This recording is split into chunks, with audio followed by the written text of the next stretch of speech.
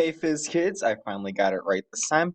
But today we are going to talk about the center of mass, our next topic in rotational motion. So what is the center of mass? Well, the center of mass is just the point in an object where the mass is sort of concentrated.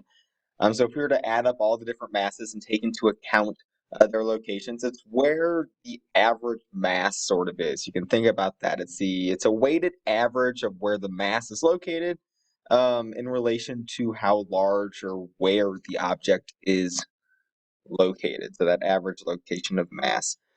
Whenever we have a uniform object, so like we have a sphere or we have a brick or something like that, we say the center of mass is going to be at the center of that object. But that's only one if it's a uniform shape, and two if it has uniform density. If it doesn't have a uniform density, so maybe like more mass is located at one end than it is at the other, the center of mass is not going to be in the center of the object. It's only at the center whenever we have a uniform object. So a ball is a uniform object. It's uniform in density, it has a nice spherical shape. Its center of mass is going to be at the center of that object. But let's say we had something like, oh, I don't know.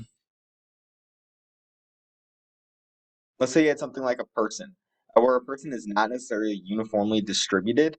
Our mass isn't going to be at the exact center of our person. It's actually going to be it's going to be near the center, but it's not going to be perfectly in the center because it's not uniformly distributed. So it's only perfectly in the center if you have a uniform object. And the center of mass doesn't necessarily have to be on the object. If we look at one example here with our donut, the center of mass is actually in the hole of the donut, or the same thing goes for like a bagel.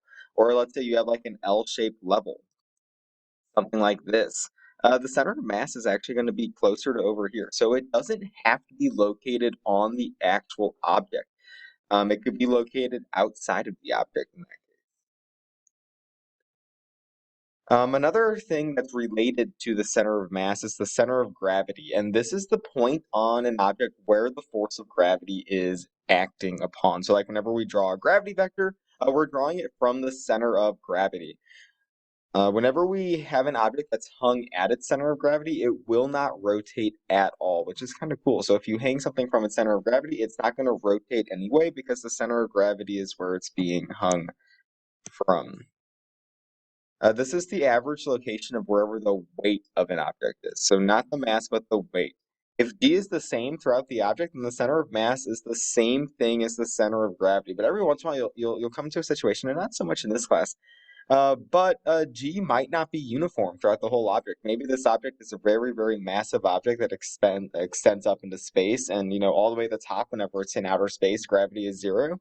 But whenever it's down close to the surface of the planet, maybe there's some gravity G. Because of that, the center of mass and the center of gravity is going to be different.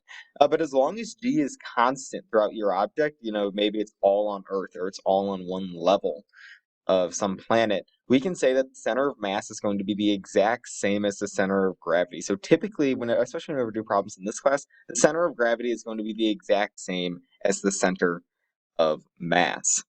Whenever the area, I guess in this case, when the area of support, when the center of gravity is above the area of support, that's what I'm trying to say, we can say that our object will balance. So anytime that our center of gravity leaves or moves over our area of support, that's whenever we start to fall over, whenever things become unbalanced. Like you can see in this car here, our car is balanced because the center of gravity is over the support. But if we look at B, the center of gravity is not over the support of the wheel, and that's why that car would come crashing down. But in uh, C over here, we could see that that car could actually balance on one wheel like that because of the center of gravity is above it. This is the same reason why sometimes whenever you start bending over, you could fall over. As soon as your center of gravity of your person leaves your support or your legs or your arms in this case, that's whenever you start to sort of topple over. So whenever you're like bending over and you bend over too far and then you fall on your face, that's because your center of gravity has left its position above its area of support.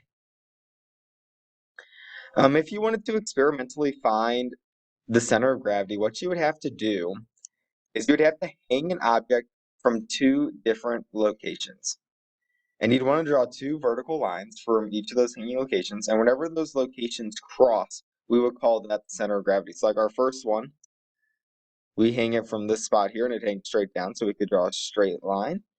And that's also this line here, and then we hang it from a second position here, and we draw it straight down, and this spot where those lines cross is going to be where our center of gravity is. So that's how we can experimentally determine where the center of gravity, or in this case, the center of mass, if this object is on Earth.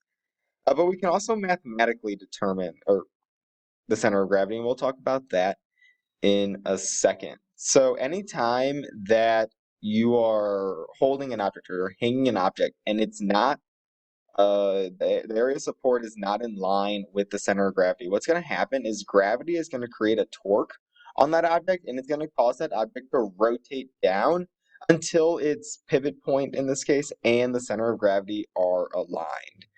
So just know that anytime you're hanging something, gravity provides a tow or torque, which we learned last time is that rotational motion. It causes rotational motion until your center of gravity and your pivot point are aligned.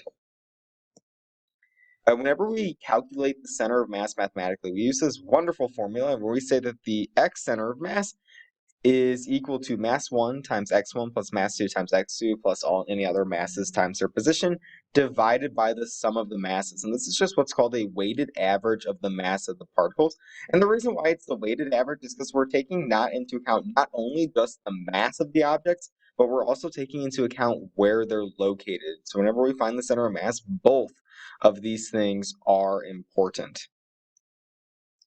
If we have something in 2 dimensions, so we have a 2-dimensional figure, it's not something like this where the stars are in line or the Earth and the sun are in line. We have to also take into account the y location. The y center of mass is just the same, but instead of using the x coordinate, you would use the y coordinate. So it would just look like that. So if you're in 2 dimensions, you still have to find the x and the y coordinate, and then you can represent it as a coordinate pair, so x comma y for the center of mass. But what does this look like whenever we actually use it? Well, here we have a 2-kilogram ball and a 5-kilogram ball are attached to opposite ends of a 1-meter long massless rod. Locate the center of mass. So we can go ahead and say, well, this here is position x equals 0, and this here is position x1. And we know that our x center of mass is going to be our mass. So the 2-kilogram mass times that x0 plus my 5-kilogram mass times x1, all divided by the sum of the masses. Our x center of mass then, this goes to 0 because x0 is 0.